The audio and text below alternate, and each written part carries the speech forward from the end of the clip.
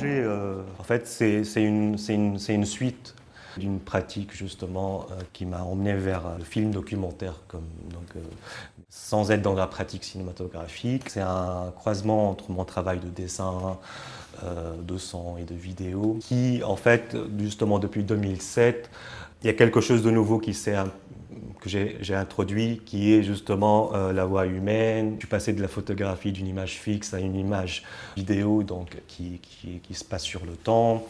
Le dessin aussi, donc je suis passé un peu d'une pratique justement où je conceptualisais un peu ma pratique, mais en termes d'outils, de manière de faire, de gestes, vers une production d'images justement avec ces techniques que j'arrive à maîtriser aujourd'hui.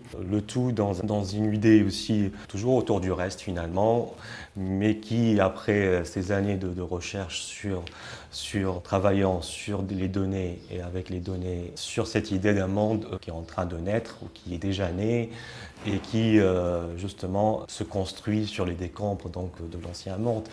Et l'exemple justement des ruines qu'on appelle contemporaines aujourd'hui, souvent c'est des cités ouvrières, souvent c'est une utopie par exemple qui n'aboutit pas, mais il y a aussi la dégradation là, par le temps, par la guerre, donc j'essaie de m'intéresser à ces lieux, ces espaces-là. Évidemment, en essayant justement de résister face à cette esthétique de la ruine contemporaine qui justement va esthétiser l'image de ces lieux, souvent sont vides. Du coup, en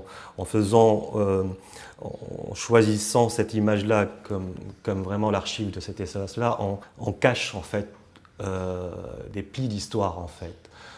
Qui se sont passés. Donc on est vraiment dans l'aspect, aussi dans la critique de l'idée de l'archive aussi.